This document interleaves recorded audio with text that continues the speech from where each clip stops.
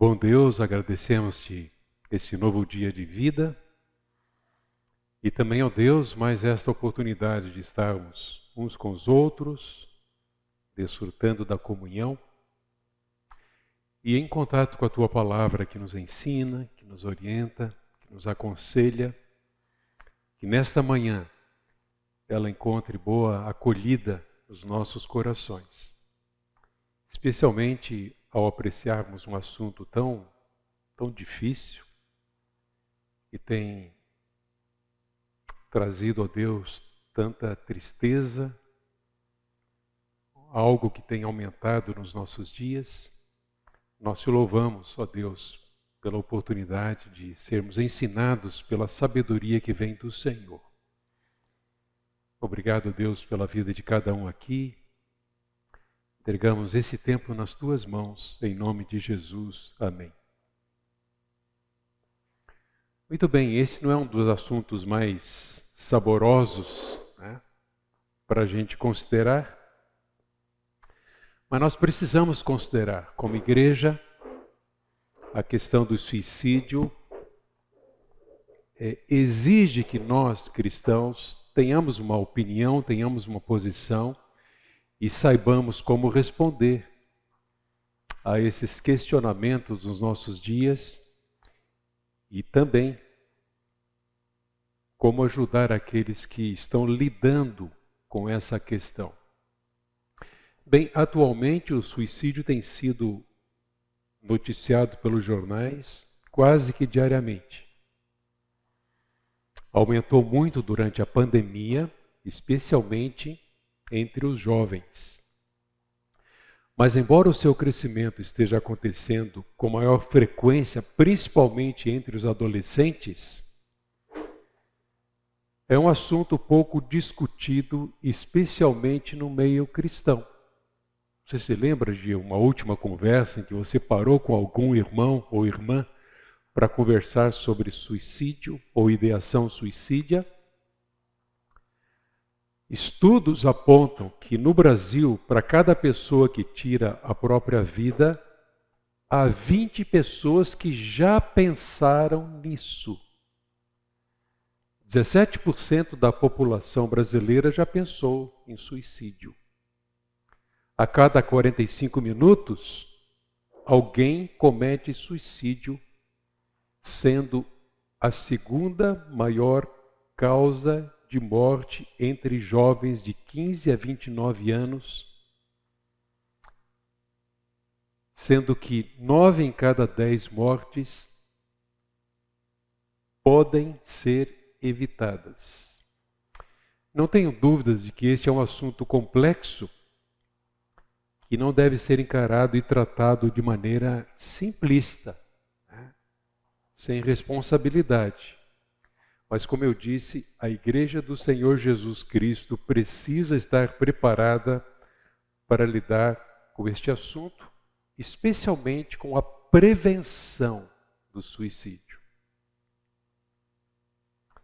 Não sei se vocês se recordam, mas pouco antes da pandemia, Guta Alencar deu um testemunho da sua amarga dor, triste experiência em que seus 2 filhos, com intervalo de 3 anos, cometeram suicídio de igual forma. O sentimento de culpa pode não ter feito algo a mais.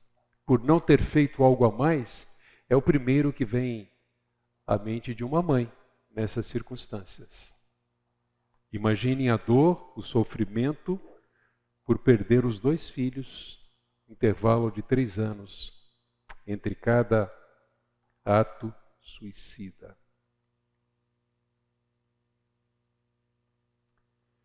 Queridos, os pais devem conversar diariamente com seus filhos.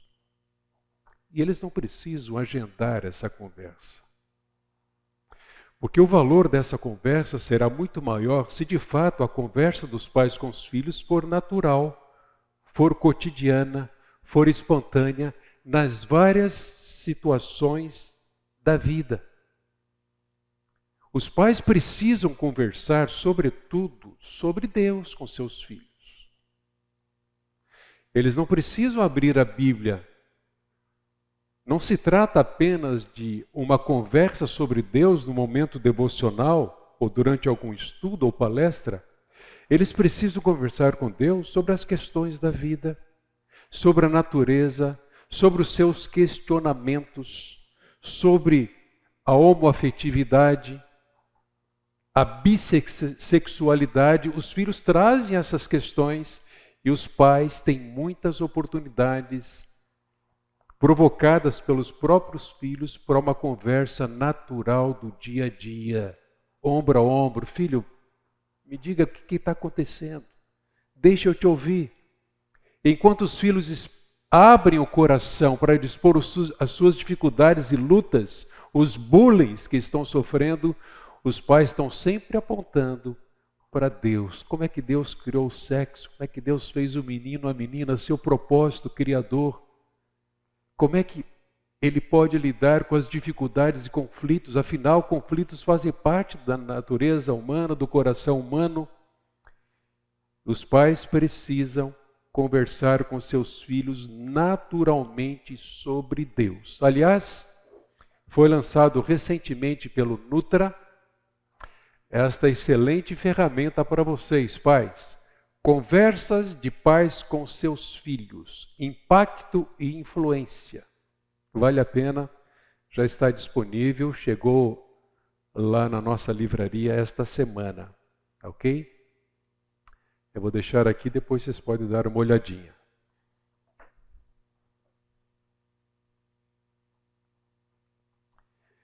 Pasmem, os adolescentes gastam 35 minutos por semana com conversa com seus pais. Um estudo feito por esse autor. Mas eles gastam 21 horas por semana com as telas. William Bennett, The Index of Leading Cultural Indicators. Esses números nos assustam.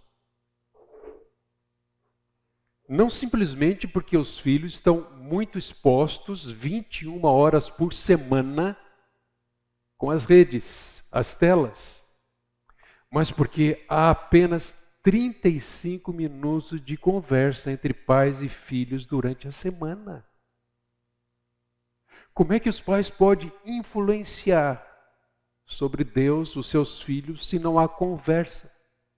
Portanto, os pais devem conversar com seus filhos naturalmente sobre as várias questões, até mesmo questões triviais do dia a dia.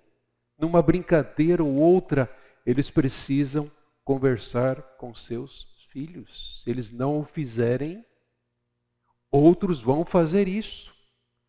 E más influências vão influenciar os seus filhos. Quando nós lemos esse texto, e o Dante comentou bem sobre esse texto, há algo de muito especial presente aqui para você, pai e mãe. O texto diz: guarde sempre no coração as palavras que hoje lhe dou. Repita-as com frequência a seus filhos. O sucesso de Israel, a prosperidade da nação dependia disso.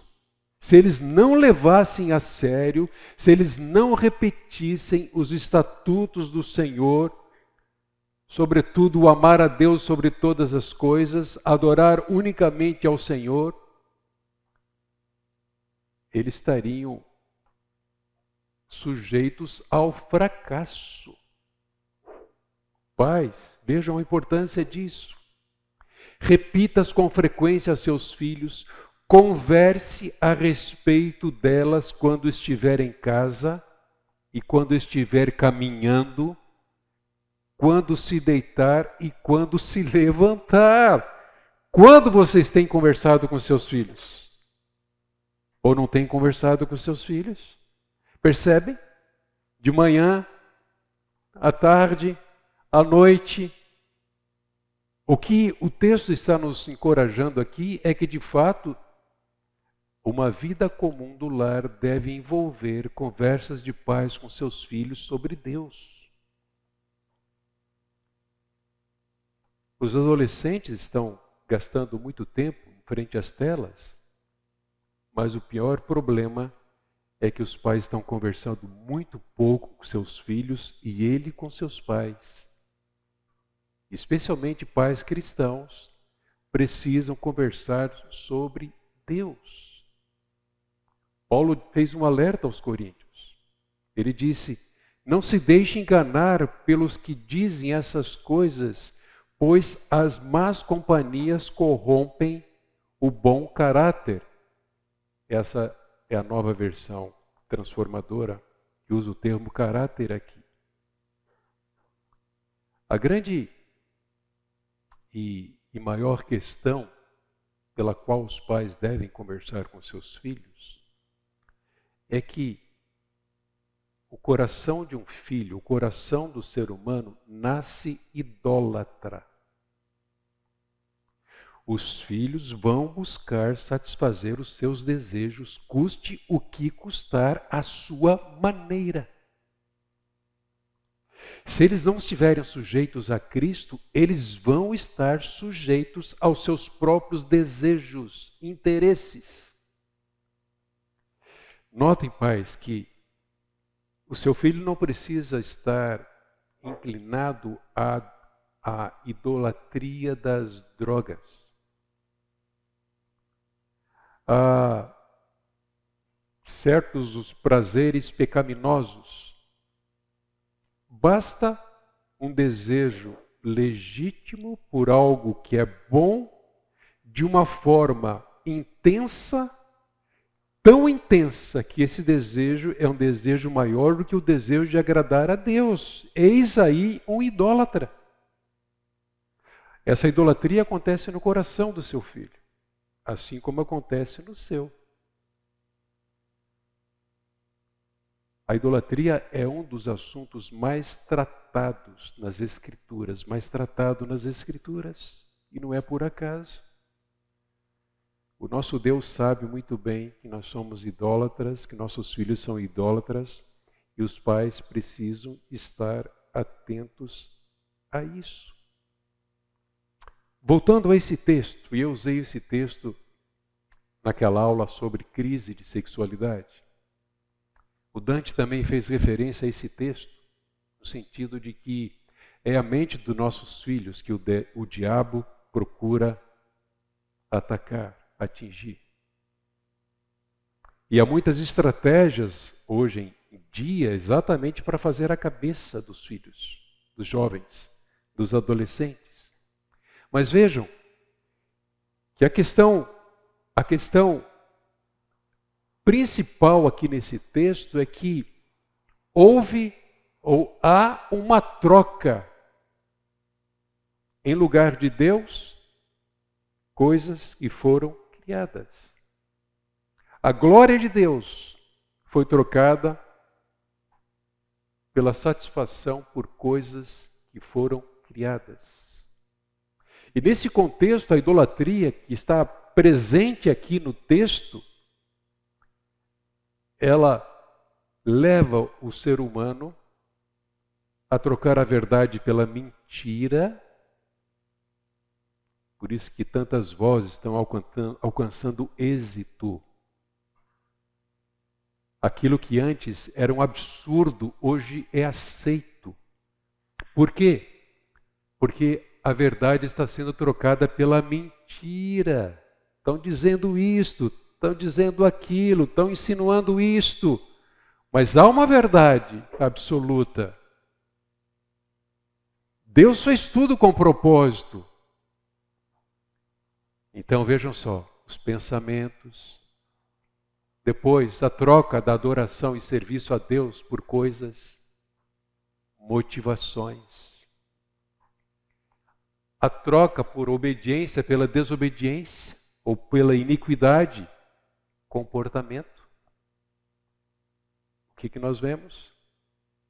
O que nós vemos nos diz sim algo em relação ao comportamento. Desobediência aos pais, iniquidade, sujeição à vaidade, à idolatria. Mas, na verdade, começa aqui, nesse coração que é idólatra. Vejam, aquilo que é interno é que precisa chamar a atenção dos pais. Pais, vocês precisam focar o coração dos seus filhos. Se vocês partirem simplesmente para impor regras, não faça isso, deixe de fazer isso, mas sem prestarem atenção no que está dentro do coração deles, vocês jamais vão dizer aos seus filhos que eles têm uma necessidade maior na vida, que é uma questão de vida ou morte. Vocês jamais vão apontar para Cristo como a principal necessidade dos seus filhos para mudar o comportamento deles. Porque se o coração não mudar, o comportamento não muda. Então eles precisam, sobretudo, de Cristo para transformá-los. Cá fora, vocês estão vendo ganância, inveja. Vejam, tudo está dentro desse texto aqui. Engano, malícia, mentira. Essa semana, conversando com uma mãe que não sabe o que fazer, com a sua adolescente, já quase jovem, a própria mãe veio me dizer, eu estou na dúvida, e eu já não sei se ela deve ser menina ou menino. Opa! Como não sabe? Deus sabe, a verdade diz. Nasceu menina, tem alma de menina, vai ser mulher. Malícia, mentira, arrogância, soberba. Está lá na lista. Desobediência aos pais, contenda, maledicência, etc. Essa lista não termina. Vocês podem conferir o texto depois. Agora vejam. Aqui nesse texto, Paulo descreve o contexto e as consequências da idolatria no coração humano. E alguns pais, ingenuamente ou ignorantemente, estão simplesmente adotando a teologia da concordância. Está bem, mas se cuida. Está bem, mas se você fizer isso, então eu vou deixar você fazer isso. Eu vou deixar você ir nessa festa com as suas amigas que fizeram opção pela bissexualidade. Eu vou deixar, não tem problema, filhinha. Papai te ama, mamãe te ama, mas se cuida. Eles estão fazendo concessões. Quando a concessão simplesmente é incompatível com a verdade que pode mudar o coração e tornar aquele menino, aquela menina, um adulto para a glória de Deus. Não cedendo às pressões dessa cultura de perversidade polimorfa dos nossos dias.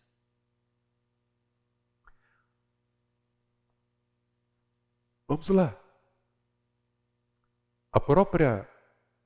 O próprio Ministério da Saúde tem usado vários slogans, folders e propagandas para alertar sobre a questão do suicídio, preventivamente. E essas são algumas das frases. Eu preferia estar morto. Não posso fazer nada. Não aguento mais. Essa mesma mãe veio lamentar. A filha está passando isso pela cabeça. Eu não deixo fazer, ela diz, então eu não quero mais viver, não sei para que eu existo aqui. O que está faltando? Teologia bíblica, verdade bíblica. Quem sabe essa mãe lá atrás, ela não instruiu. Quem é Deus? O que é a menina? O que é a mulher? Por que Deus fez o sexo? Por que Jesus Cristo veio? Onde está a felicidade? É possível que ela tenha perdido tempo. Não aguento mais. Sou um perdedor, um peso para os outros vão ser mais felizes. Frases de alerta, presta atenção. O que está acontecendo? O que está acontecendo, sobretudo, no coração? Onde é que está o suicídio? Eu vou trazer alguns números aqui para vocês. Segundo uma revista simples, Ciência e Saúde, o índice de suicídios no Brasil perde apenas para homicídios e acidentes de trânsito entre as mortes por fatores externos. No mundo, entre os jovens, a morte por suicídio já é mais frequente que por HIV. Entre idosos, assim como entre pessoas de meia idade, os índices também avançam. Ultimamente, o suicídio de pastores, lamentavelmente, tem sido veiculado com certa frequência. Onde está o suicídio? Entre os homens, há uma taxa maior, 5 vezes. Conforme estudo da Universidade Federal da Bahia, a diferença de taxas entre gêneros é geralmente atribuída à maior agressividade do homem, masculina, maior intenção de morrer e também por causa de usos mais letais entre os homens. Então, as mulheres, o mesmo estudo aponta, elas são mais religiosas, o que pode se tornar um fator de proteção. O psiquiatra Rubens Pitulik, do Hospital Albert Einstein, não sei se o Shone conhece? Afirma que a principal razão para os homens conseguirem efetivamente tirar a própria vida é a forma como eles tentam se matar. Então, ele diz que suicídio em homem é mais violento que em mulher. As mulheres, em geral, tentam suicídio tomando comprimidos, mas raramente ela vai se jogar de uma janela do 15º andar. Para a Organização Mundial da Saúde, as tentativas de suicídio de adolescentes estão muitas vezes associadas à experiência de vida humilhantes. Preste atenção aqui, pais. Tais como fracasso na escola, trabalho, conflitos por questões amorosas, sentimentais. Agora, notem, nós precisamos considerar que, na cultura atual, o acesso fácil aos meios de incentivo também é apontado como fator que contribui para o aumento das taxas entre adolescentes. Ajudando uma pré-adolescente, nos unimos para ajudar essa pré-adolescente, filha de um casal cristão, nós percebemos que ela estava envolvida com grupos na internet, grupos que ensinam como fazer a coisa, encorajam e colocam a pessoa como herói ou heroína ao fazer isso. São grupos que querem chamar a atenção ou de fato estão sob influência maligna para cultuar e curtir a própria morte. Um dos passos foi orientar os pais para que, de fato, policiassem a menina, vigiassem para que ela tirasse dela o contato com esses grupos. Ela estava sendo alimentada por esses grupos. O aumento de casos de cyberbullying, por exemplo, é um desses fatores que contribui para estimular a coisa. Hoje em dia é muito fácil, pesquisar sobre como cometer suicídio em qualquer mídia social. E, lamentavelmente, as pessoas não levam muito a sério quando há sinais. Ideação suicida. Entre os idosos, os fatores que são apontados: problemas de saúde, doenças crônicas, isolamento social progressivo, separação, especialmente distanciamento dos filhos. Eu li um material do Gary Stewart, muito interessante. Ele diz o seguinte: existem muitos mitos e equívocos sobre suicídio.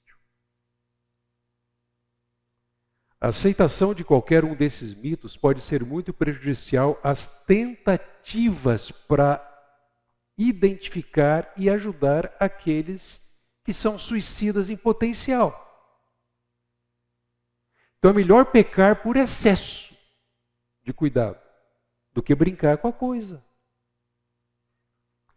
Todas as ameaças, atitudes e gestos, afirmações e conversas sobre suicídio devem ser levadas a sério. E qual é a vantagem de se entender ou conhecer esses mitos? É que entendê-los nos coloca numa posição muito melhor para podermos ajudar. Pode ser um filho, pode ser um amigo de um filho, pode ser outras pessoas. Quais são os mitos mais comuns, segundo Gary Stewart? Pessoas que falam em cometer suicídio, na verdade, não fazem. Mentira. A realidade diz que 80% dos que se suicidam dão algum sinal, alguma indicação, especialmente em declarações verbais. Então, comentários do tipo: eu não vejo saída para a minha vida. Você vai se arrepender quando eu partir. Opa! Não vou ignorar. Eu não vou dizer, deixa de bobagem. Ainda que seja uma bobagem. Percebem? Pequenos sinais de alerta. Outro mito: pessoas suicidas realmente desejam morrer ou com certeza cometem suicídio. A maioria das pessoas que são suicidas estão indecisas quanto a viver ou morrer. A maioria não sabe.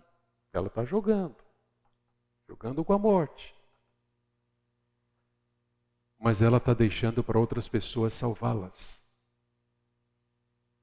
Se ela está indecisa, opa, quem é que vai me ajudar? Ei, estou aqui. Você pode me ajudar? Faça alguma coisa. Relativamente poucas pessoas cometem suicídio sem que alguém saiba como se sentem. Isso é um dado importante. O ato final geralmente ocorre isoladamente, mas as circunstâncias que o levam muitas vezes não são nada isoladas. Elas aparecem. São dicas, sinais. A maioria das pessoas suicidas não deseja a morte. Querem apenas parar o que consideram uma dor emocional insuportável ou sofrimento psicológico. Tivemos uma situação aqui, há mais de 10 anos. Quem diria? Alguém que estava entre nós, trabalhava no estacionamento aqui, servia ao Senhor, aparentemente piedoso, uma família comprometida com o Senhor. Depois do culto da noite, fomos chamados. Ele estava enforcado na sua oficina mecânica. Mais tarde, a família foi perceber que ele estava sob uma terrível pressão de agiotas. Que tristeza. Existem muitos casos em que os sinais de um possível suicídio são intencionalmente mantidos daqueles próximos a uma pessoa suicida. E quando as pessoas realmente acreditam que querem ou precisam morrer, geralmente fecham o mundo ao seu redor. Às vezes deixam uma nota, outras vezes nenhuma nota. Outro mito: uma vez suicida, sempre suicida. Não. Estudiosos afirmam que a maioria das pessoas é suicida apenas por um período limitado de tempo. Os sentimentos mudam com as circunstâncias, os pensamentos suicidas frequentemente passam com o tempo, à medida que os eventos que causam o desespero mudam ou são resolvidos. Mas certamente este não é o caso de todas as pessoas suicidas, mas é para muitos. Mas o suicídio é um ato impulsivo sem planejamento prévio, não é verdade? A maioria dos suicídios é cuidadosamente planejado. Certamente não é um absoluto aqui. Né? Todo suicídio tem suas próprias peculiaridades, mas a norma envolve premeditação considerável antes de uma tentativa. Eu estou passando mais rápido por isso aqui, ainda que precisamos saber que existem esses mitos e não sermos descuidados em relação a isso. As pessoas com ideação suicida não estão dispostas a procurar ajuda. Não é verdade? Mais da metade das pessoas que se suicidam receberam assistência médica ou aconselhamento nos 6 meses anteriores ao ato. E aqui, mais adiante, a gente vai conversar sobre isso. Percebam que em todos esses mitos há uma questão crucial a ser considerada. Se alguém revela tal comportamento com ideação suicida, é engano nós pensarmos que essas ideias, esses maus pensamentos, esse comportamento, às vezes com automutilação, eles vão mudar com um simples programa. Como vai sair desse quarto, vai para o outro quarto. Vai deixar esses amigos, vai conviver com outros amigos. Vai sair das redes sociais, etc. e tal. Não vai ter mais o smartphone. Isso não é verdade. Então, ainda que a bonança venha depois ou após a tempestade, se o coração não mudou, vai continuar tão vulnerável quanto antes, embora as circunstâncias tenham mudado. Meus irmãos, eu sempre sou tentado a dizer isto aqui. Nós conhecemos a verdade infalível, autoritativa, suficiente, inspirada. A palavra que não volta vazia, que liberta, que transforma, que cura. Quando nossos filhos entram em crise, o que acontece? Nós os levamos a profissionais que nem sequer conhecem o ser humano como nós conhecemos. Porque não conhecem a verdade. Eles vão ajudar vocês a entenderem o comportamento de seus filhos, ótimo. Eles fazem isso, e alguns profissionais bem responsáveis, eles fazem isso muito bem. Mas só fazem isso. Comportamento não muda se o coração não muda, e somente o Senhor Jesus pode mudar o coração humano. Pais, não faz sentido nós continuarmos delegando as questões sérias, emocionais, interiores, profundas dos nossos filhos àqueles que não têm nenhum compromisso com a verdade de Deus. Eu chego a pensar que isso é pecado. Eu fecho a Bíblia, eu nem a consulto quando meu filho traz um problema sério de eu não sei se eu sou menino ou menina. Eu nem abro a Bíblia para falar sobre o que Deus fez o sexo. Para louvar a Deus com a minha menina, que é menina, bela como Deus a fez, com coração de menina para ser mulher, eu não louvo a Deus com meu filho que é homem, macho.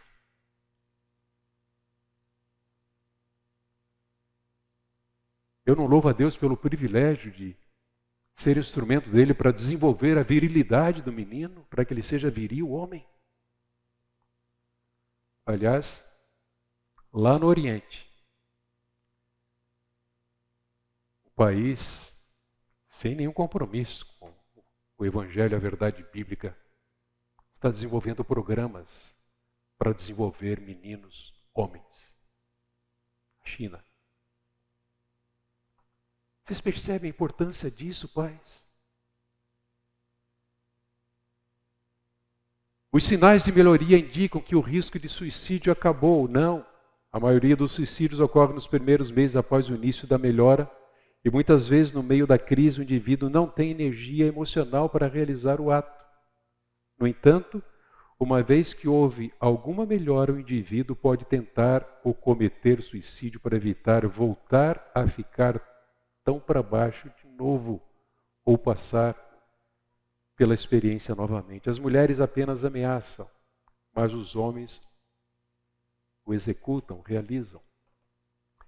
A realidade é que mulheres e homens ameaçam, tentam e complementam, ou completam o ato de suicídio. Então não é um problema específico de gênero. E ouçam, não existe um gene suicida. É uma crise de oportunidades iguais para os indivíduos. Mas como eu disse, é verdade que 5 vezes mais homens tentam suicídio do que mulheres. Apenas certo tipo de pessoas cometem suicídio, outros não são completamente imunes a isso.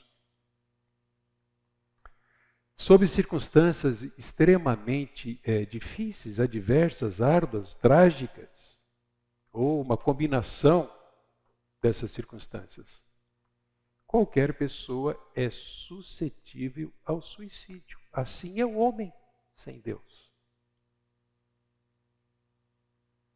Assim é o homem que não entende a razão pela qual ele foi criado.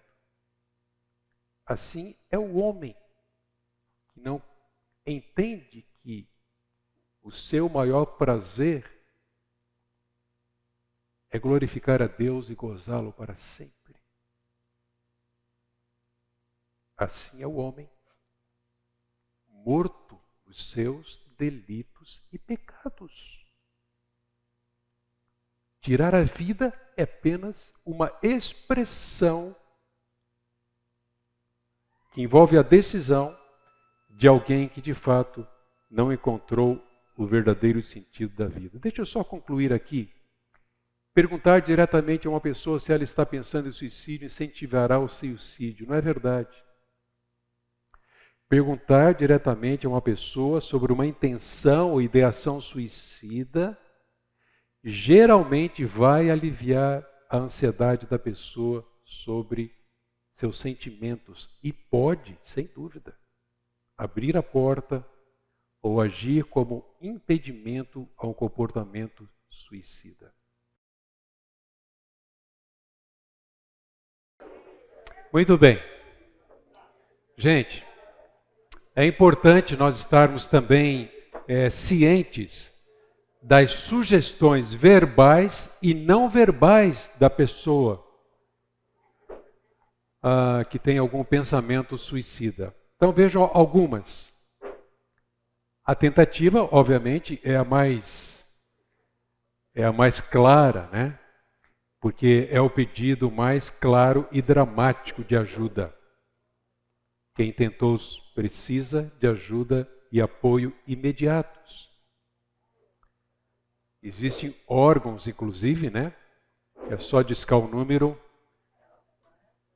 para socorrer a pessoa. Segundo, ameaça. Qualquer tipo de ameaça deve ser levada a sério, conforme eu mencionei.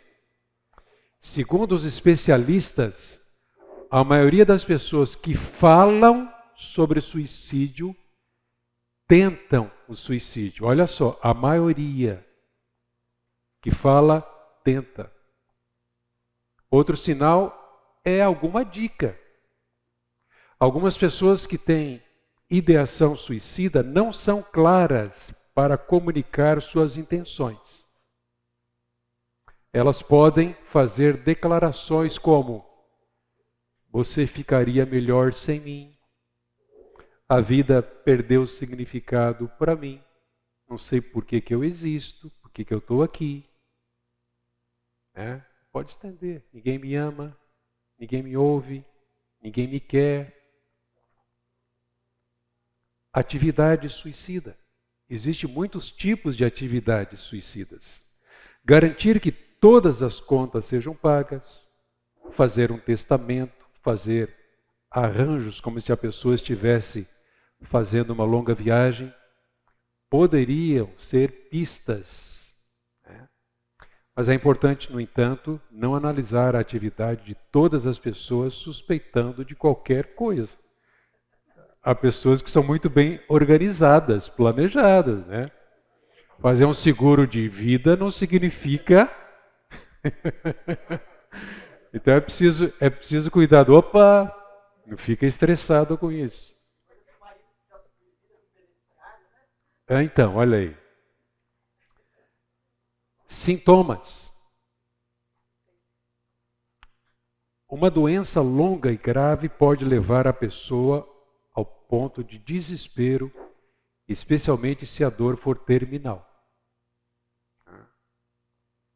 Outros sintomas são mudanças repentinas, como ficar facilmente chateado, mal-humorado, ansioso, agitado. Entre os alcoólatras, o que se sabe é que há uma alta incidência de suicídio. Há 2 semanas nós acompanhamos um processo para a internação de uma pessoa que tem se aproximado da igreja. Graças a Deus ele foi espontaneamente, mas já tentou escapar 2 vezes. Mas nesse último episódio em que ele consumiu muito a substância, grande dose, ele foi de um pico, fez um monte de tatuagem, fez loucuras, mas depois uma profunda depressão, desejando a morte, inclusive. É o que a droga faz, leva aqui, alto astral, mas depois derruba, vai lá embaixo. A depressão agitada é um dos sinais mais graves de que uma pessoa pode tentar tirar a própria vida. A pessoa deprimida que se isola em ambientes fechados por longos períodos, mantendo-se sozinha e impedindo o contato com outras pessoas, isso merece muita atenção, pode ser risco. Pessoa que pensa em suicídio pode ser incomodada por sintomas físicos, como perda de apetite, desejo sexual, variação de peso e assim por diante. Devemos ficar atentos a esses sinais. E a crise atual. Acho que isso aqui tem mais a ver com o nosso contexto aqui, como classe. Muitos suicídios ocorreram em resposta a algum estresse imediato e específico. Cada pessoa avalia o estresse de uma maneira diferente e reage a ele de uma maneira diferente. Uma crise pode ser a morte de uma pessoa querida, fracasso, bullying na escola, pressões quanto ao gênero. Vejam, isso está muito presente nos nossos dias. Problemas conjugais, domésticos, romance quebrado, reversão financeira, divórcio, separação, há tantas outras coisas nessa lista. Qualquer uma dessas situações pode levar a pessoa a questionar o valor da vida. Muito bem. A Bíblia diz algo sobre isso? Uma pergunta que muitas vezes é feita é: Se um cristão comete suicídio, ele perde a salvação. É interessante como que essa pergunta vem logo após uma experiência trágica dessa. A questão é que a Bíblia é muito clara quanto àquilo que garante a salvação. Nós não podemos duvidar disso. É obra do Senhor Jesus Cristo e a vida eterna é concedida a todo aquele que crê, sendo que nem a morte poderá separar um filho de Deus dessa vida eterna com Deus. Então, a pergunta não deveria ser esta, né? O cristão pode cometer? O cristão comete às vezes. Temos relatos. E seria um pecado como qualquer outro, né? Alguém decidir o rumo que deve dar à sua própria vida, sendo cristão, sem consultar a Deus, sem sujeitar ao plano de Deus para a sua vida. É importante considerarmos o seguinte, notem, os sinais, comportamentos e sintomas manifestos por alguém que pensa em tirar a própria vida são manifestações externas, mas que têm suas raízes no homem centrado no homem, com o coração centrado em si mesmo. Como eu disse, o coração humano é idólatra. Jeffrey Black, ele escreveu num dos... David Powlison lançou durante bastante tempo, editou, e algumas versões, algumas edições foram trazidas para cá e traduzidas pelo Seminário Bíblico Palavra da Vida, aquilo que era chamado de coletânea de aconselhamento bíblicos. E dentro dessas coletâneas, Jeffrey Black escreveu o seguinte: o significado que construímos a partir de nossas experiências é fundamentalmente centrado em Deus e capaz de responder a perguntas definitivas do coração humano. Se a nossa vida está em Deus, se nós somos iluminados pela palavra de Deus, se nós entendemos a razão pela qual nós existimos, por que Deus nos criou e por que nós temos um Salvador que nos salvou, nos resgatou da morte para a vida, nós vamos ter as respostas para as grandes questões da vida. Mas agora vejam, quando centrado no homem e falha em oferecer explicações definitivas. Por mais amplas que sejam essas categorias teológicas e aparentemente removidas das realidades concretas da depressão, a nossa decisão de interpretar conscientemente nossas circunstâncias ou disposições biológicas através das lentes do nosso relacionamento com Cristo é, segundo a Bíblia, o que finalmente cria nossa experiência e escolhas. Vejam a importância disso para a vida do seu filho, que está sendo questionado. O que você é? E diz, no sentido de que o suicídio é o ato de um coração pecador, não pode ser reduzido a experiências psicológicas. Às vezes, é difícil lembrar disso por causa das dimensões trágicas do suicídio. Porque quando alguém tira a vida, procuramos pistas ou circunstâncias para explicar a escolha. É um mistério a ser resolvido e a testemunha principal não pode testemunhar. Muitas vezes deixando poucas explicações e pistas. Às vezes, nós estamos usando muito aqui a depressão, que normalmente está associada. A depressão de uma pessoa tem as raízes específicas em suas decisões, como as de Caim, que a gente vê lá em Gênesis, capítulo 4, versículo 6. Ficou irado, descaiu o semblante. Em todos os casos, mesmo quando há o fator biológico envolvido, o significado que fazemos de nossas experiências está enraizado no coração. O seu corpo pode influenciar, apertar, sufocar, mas não é o seu corpo que decide, é o coração. Portanto, o suicídio é uma escolha pecaminosa de um ser que foi criado responsável. E nós não podemos deixar de responsabilizar as pessoas pelas suas escolhas. Embora considerar esta verdade não deva ser a melhor estratégia para ajudarmos alguém que está com esses pensamentos, maus pensamentos, e nem para orientar os familiares, porque salientar o suicídio é pecaminoso, tem utilidade limitada como impedimento ao ato, sem dúvida. Mas, gente, ouçam.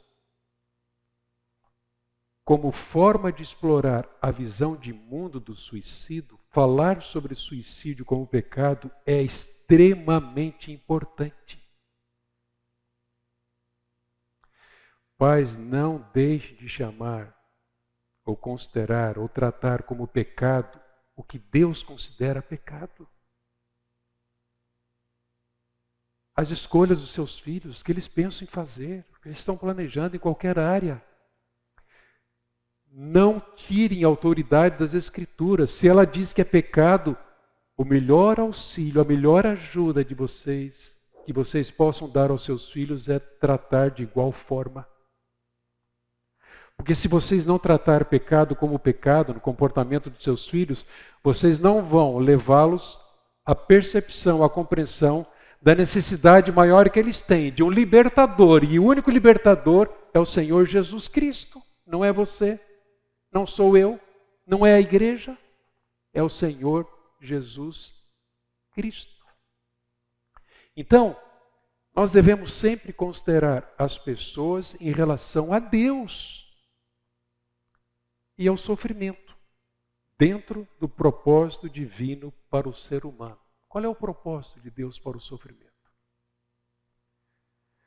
Pais, às vezes, tentam privar seus filhos de dificuldades pelas quais eles estão passando, enfrentando.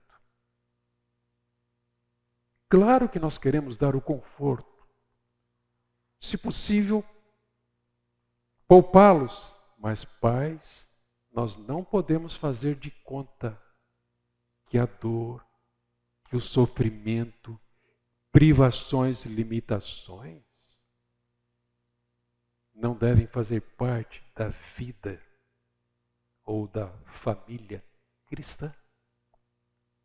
O que Paulo diz lá? Abra sua Bíblia, 2 Coríntios 4, 7. Alguém pode ler rapidamente, por favor?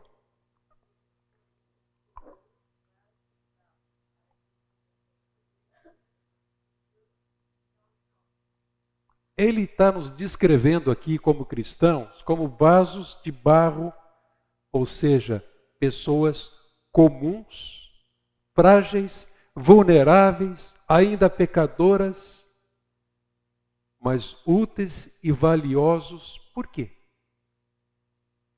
Por causa das riquezas de Cristo contidas no interior, para que a honra seja dada a Deus. Nossos filhos são vasos frágeis, mas quão preciosos eles são para Deus. Versículo 8 e 9.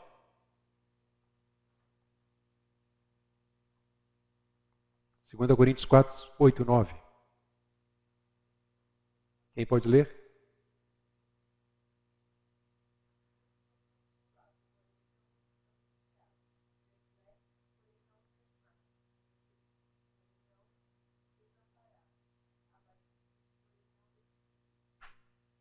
Pode ler o 17 também?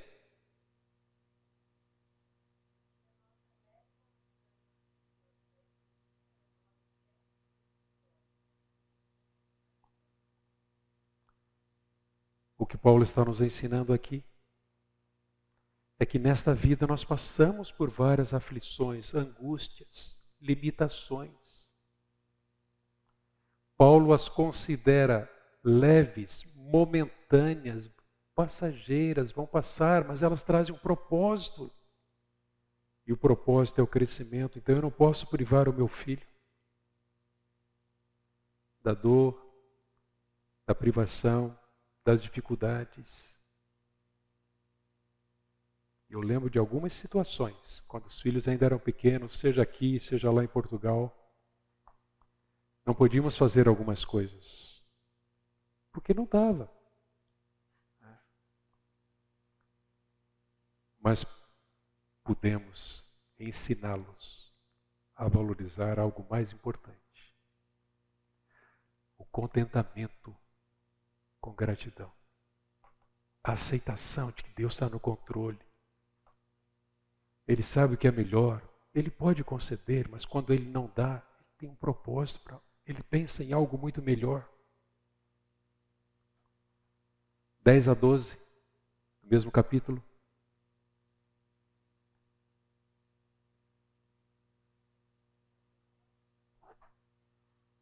Deixa aberta lá.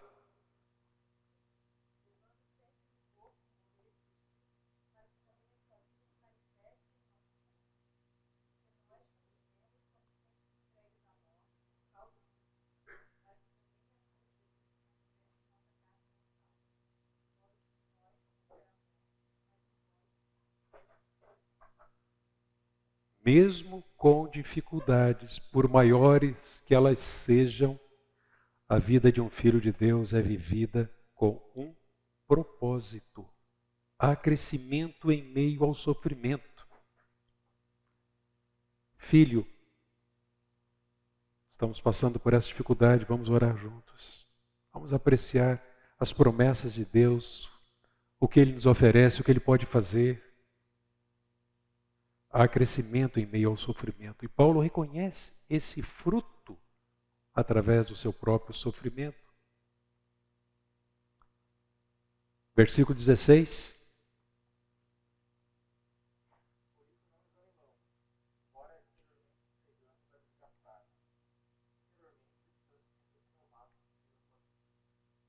Então, mesmo que a gente sofra no homem exterior, diariamente nós estamos sendo renovados no homem interior pelo Espírito Santo de Deus. Deus está fazendo essa obra. E 17 e 18, ele vai dizer que a aflição do cristão se torna leve e momentânea quando ativamente contrastada com aquilo que está sendo preparado para o futuro. É que para Paulo, toda a vida é vivida em relação ao futuro. No futuro não haverá ideologia de gênero, bissexualidade, suicídio, morte, pecado, tristeza, dor. A glória do Senhor estará presente. Teremos corpos transformados, mas agora e aqui é o tempo do preparo. Com a expectativa daquilo que nós teremos. E finalmente, Filipenses 3, versículo 10, para Paulo, quando nós adotamos a mentalidade de Cristo e não a mentalidade deste mundo, nós não somos esmagados pelo peso da prova mais difícil. Por isso que, embora preocupados, atentos, nós não ficamos desesperados por causa dessa cultura atual de perversidade. Não. Devemos estar alertas, atentos, mas o que nós temos é poderoso, é suficiente para nos guardar, nos livrar, nos capacitar.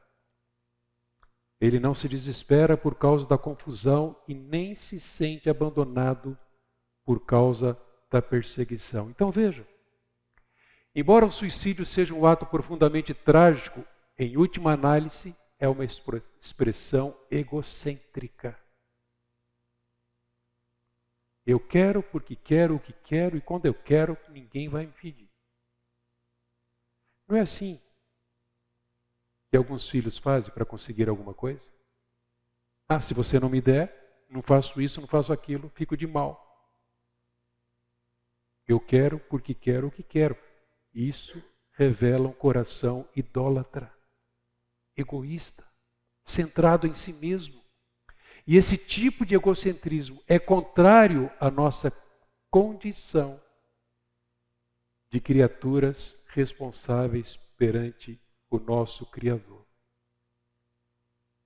Outro aspecto importante a ser considerado é que o fato de uma pessoa deprimida e com ideação suicida frequentemente se colocar no papel de vítima incapaz, enquanto a Bíblia considera isso pecado, o que demonstra? Eu creio que demonstra a mudança que deve ocorrer em seu pensamento, em seu coração, ao longo do tempo. Porque o egocentrismo pode ser visto no fato de que o suicídio é uma expressão extrema da autonomia autodeclarada do ser humano. Contrasta com a forma como a Bíblia retrata o homem, como alguém que sabe que existe como criatura em um relacionamento vivo com o Criador. Querem ver alguns textos? O que é o homem perante Deus? O salmista vai dizer no Salmo 139, versículo 13, que a criação expressa o desígnio de Deus para as nossas vidas. Pois tu formaste o meu interior, tu me teceste no seio da minha mãe. Paulo diz aos Colossenses, capítulo 1, versículo 17, ele é antes de todas as coisas, nele tudo subsiste. Ou seja, Deus mantém ativamente a nossa existência. Nós somos criados para adorarmos aquele que nos criou. Essa é a razão da nossa vida. Em Gênesis, ao criar homem e mulher, nós vemos ali que Deus é dono de tudo, mas ao mesmo tempo Ele concedeu ao homem a responsabilidade de governar sobre a terra, ser um bom mordomo. Então a responsabilidade dada ao homem sobre a criação e sobre o próprio corpo é uma mordomia. Quando alguém pensa, eu não sei se eu quero continuar vivendo, está evidenciando a falta de uma boa mordomia em relação à sua própria vida. E precisa ser ajudada a tirar da sua mente isso. Percebe que todas essas questões têm que ser tratadas em relação a Deus. Razão da existência, o seu propósito, a teologia do sofrimento, a teologia da salvação, o propósito de Deus para as nossas vidas. E nesse texto, nosso texto lá em Romanos,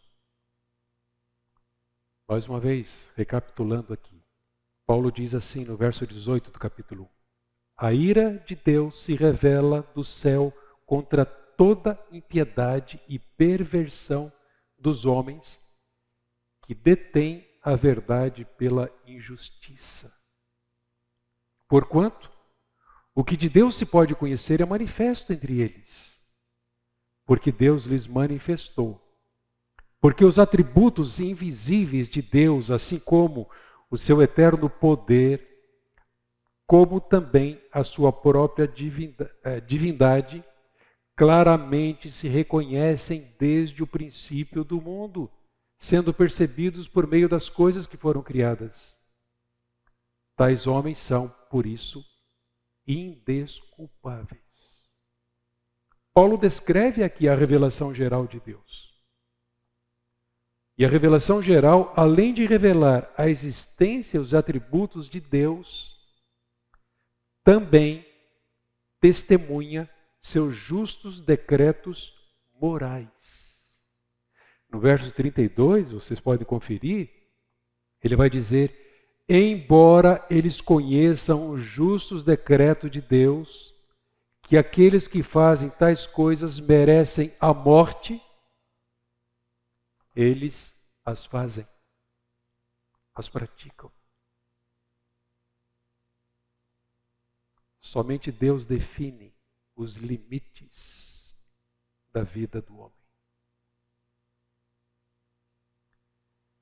Então, como filhos de Deus, nós fomos comprados pelo precioso sangue do Senhor Jesus Cristo, o mais alto preço. E além de sermos novas criaturas nele, o preço pago pelo sangue nos torna membros da sua família, a igreja. Deus tem um interesse proprietário único sobre nós. Não temos o direito sobre as nossas vidas, muito menos de tirar a própria vida. O que Paulo disse aqui nesse texto? 1 Coríntios 6, 19 e 20. Acaso não sabeis que o vosso corpo é o quê? Santuário do Espírito Santo, que está em vós, o qual tendes da parte de Deus, e que vocês não são de vocês mesmos, porque foram comprados por preço. Agora, pois, glorificai a Deus no vosso corpo. Ontem eu ouvi um testemunho que me comoveu. Durante algum tempo, Deus pôde me usar na vida de um jovem que havia, a partir de um dado momento, abandonado o Senhor e revelando uma atitude de rebeldia aos pais, a Deus, falou: eu vou curtir a vida. Se envolveu com práticas pecaminosas, relacionamentos pecaminosos. Acabou desenvolvendo um problema sério de saúde, anorexia. Tinha medo de comer aquilo que a gente come com tanto prazer. Foi. Magérrimo, doente, quase sendo internado. Até que ele orou ao Senhor, pedindo socorro. E Deus foi resgatando esse jovem. E Deus me deu o privilégio de participar de todo o processo da volta dele, confirmação da sua conversão, consagração a Cristo, seu crescimento, abandono dessa prática, daquela. E por que eu me comovi ontem? Ao presenciar o batismo dele, em que ele deu testemunho. Ele narrou toda essa história, o que Jesus Cristo fez na minha vida. E uma das declarações dele foi: hoje o meu corpo, a minha vida é para a glória dele. Não é para mim mesmo, como eu quis fazer.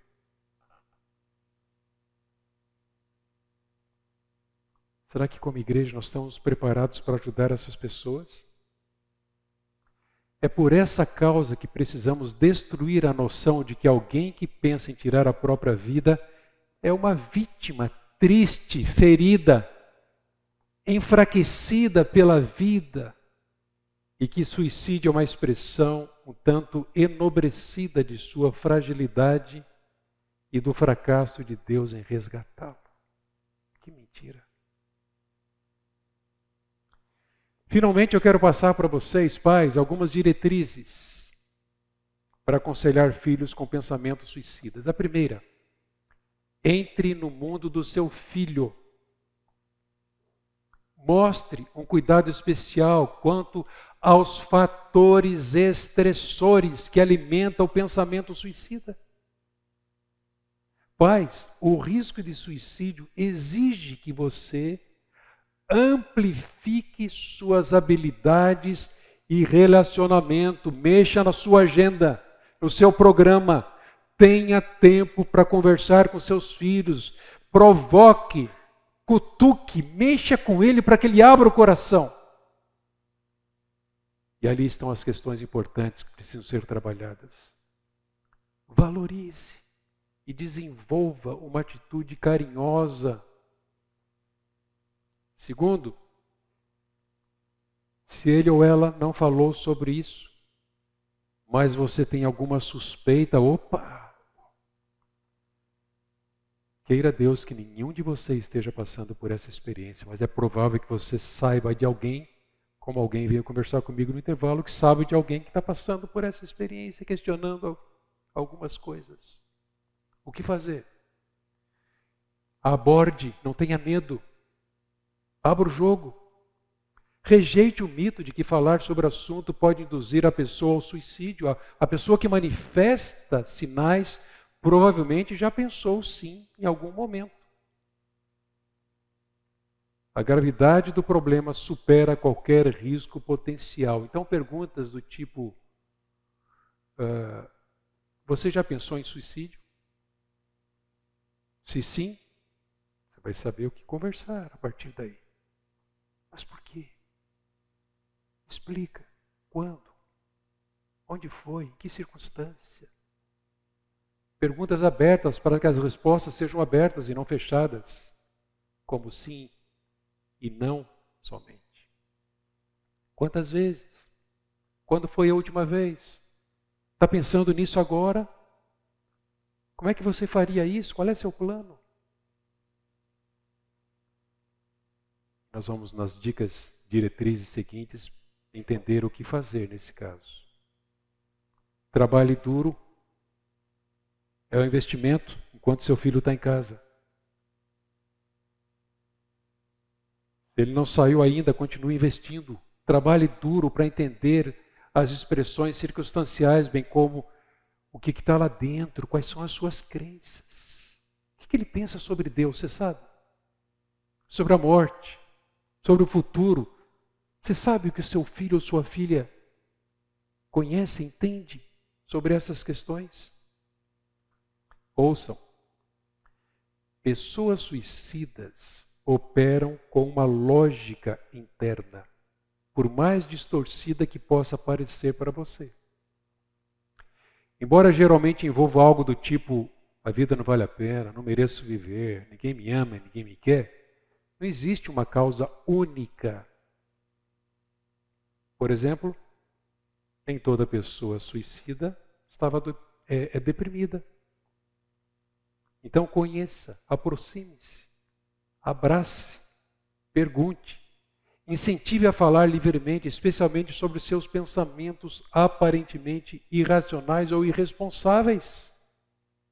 Isso está acontecendo hoje. São as conversas que acontecem nas escolas.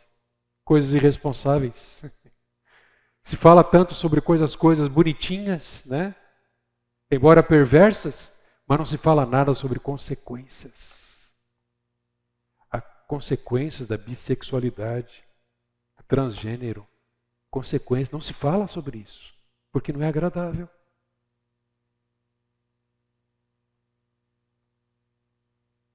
Ouçam, expressar reações de assombro. Ah, meu Deus!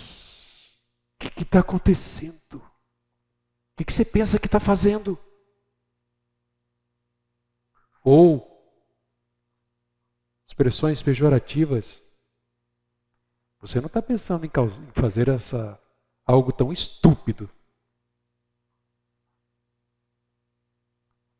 Isso pode desconectar a pessoa de você. Por mais pecaminosa ou tola que sua lógica possa parecer, é o pensamento dela e você que você deve procurar compreender. O que é central nisso? Ministrar o Evangelho de Jesus. Aponte para Cristo. Alguma vez, você pai ou você mãe, chegou para o seu filho ou filha, numa situação em que eles estavam vivenciando uma luta interior, uma dificuldade, ou mesmo rebeldia, não obedece, não faz isso. Você chegou, filho ou filha, eu sei o que é isso. Eu passei por isso. Eu também sou rebelde. Eu não queria fazer certas coisas que meus pais pediam, diziam, mas eles me ensinaram. Até que eu conheci a Cristo como meu Salvador, isso mudou a minha vida. E agora eu busco obedecer. Então, na dificuldade exposta, você vai ajudar o seu filho apontando para a cruz do Senhor Jesus Cristo. Traga esperança em Jesus. Traga as manifestações em Cristo, as suas provisões de salvação. Isso inclui, primeiramente, desvendar com gentileza e cuidado as respostas do coração, as pressões da vida, e depois apresentar a beleza e o poder do Evangelho em Jesus Cristo, que transforma a vida. Não vamos ler, mas você pode tirar foto aí, para você ler com calma. Vejam, estes textos ensinam a realidade e severidade do sofrimento, a soberania e os propósitos de Deus em permitir dificuldades, o seu amor em Cristo, a sua presença conosco nas provações, a graça de Deus que perdoa e fortalece, a vida plena e abundante que Jesus promete a todos que confiam nele e seguem. Seu filho precisa ouvir isso, precisa saber disso, precisa crer nisso. Quinto, invista para que ele elimine esse mau pensamento. Faça o apelo. Apele. Use razões racionais e relacionais. E ao mesmo tempo perceba que repreender uma pessoa suicida ou com ideação suicida raramente é útil e necessário. Ela sabe que está errado. A maioria, no fundo, sabe que está errado. Então, em vez de uma abordagem do tipo, por que você faria uma coisa tão má? Considere uma abordagem compassiva. Do tipo, ajude-me a entender como a sua vida se tornou tão difícil a ponto de você pensar nessas coisas como saída. Concentre-se nas motivações mais profundas do coração e na solução melhor que Cristo oferece. Há em Cristo força suficiente para resistir a todas as tentações. Lembre-se que seu filho julga que é tão infeliz e acha que precisa acabar com a própria vida. Provavelmente precisa abandonar essa vida e encontrar em Jesus Cristo. Olha só que legal isso aqui. O Dr. Jay Adams, quem trouxe na década de 70 o aconselhamento bíblico para o Brasil, ele propõe o conceito de discordância compassiva. O que é isso? Você concorda com o diagnóstico da pessoa, dizendo, meu filho, meu amigo, esta vida que você vive precisa realmente acabar. Mas, com simpatia, discorda do remédio considerado. Então você vai dizer, eu tenho uma maneira para acabar com essa vida miserável que é 1 milhão de vezes melhor do que seu plano. E você apresenta o Evangelho de Jesus Cristo. Concordância compreensiva. Não ministre sozinho. Busque ajuda se necessário. Tanto quanto a pessoa permitir, procure conectá-la a alguns cristãos maduros, atenciosos, especialmente aqueles que ela admira ou respeita. É o que a gente tem feito aqui. Talvez dentro do seu pequeno grupo, discipulado, trabalhe com eles como equipe de assistência para ajudar assistir, cuidar, encorajar a pessoa, se for necessário, envolva um profissional de saúde, até mesmo da psicologia, mas não entregue ao psicólogo ou psicóloga o trabalho de alcançar o coração e ministrar ao coração. E essa é a maior necessidade. Estamos acabando, gente. Leve a sério a ameaça, como eu disse. É melhor errar no excesso de segurança. Não presuma que ameaças ou tentativas são apenas pedidos de ajuda. Lembre-se que suicídio é uma escolha da pessoa. Você não pode impedir a pessoa de encontrar uma maneira de cometer suicídio. Mas você não é responsável pela escolha dela. Mas como pai, como amigo, como conselheiro, conselheira, cuidadoso, preocupado, temente a Deus, você pode ajudar.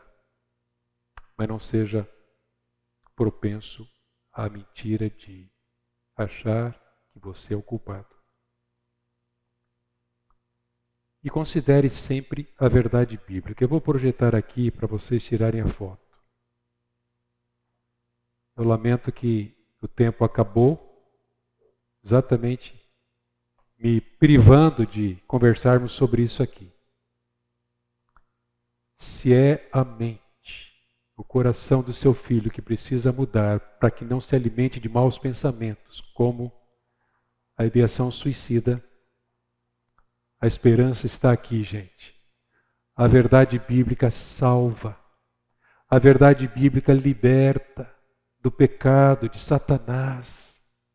Ela santifica, protege do erro e do engano. Mas saiba, ela sofrerá resistência. Isso é bobagem, antiquado, ultrapassado. Não é o que estão fazendo? Uma das estratégias dessa cultura de perversidade polimorfa é exatamente isso: desacreditar as verdades de Deus. Então vocês vão sofrer críticas. A verdade bíblica bem manejada é aprovada por Deus e devemos continuar crescendo no conhecimento de toda a verdade de Deus. Algumas fontes, vocês vão ter acesso a isso depois. 2 livretos interessantes sobre o assunto, ambos do David Powlison. Aqui é ajuda após, e aqui ajudando alguém que está com esse pensamento. Vamos orar? Edilson, por favor, nos dirija em oração.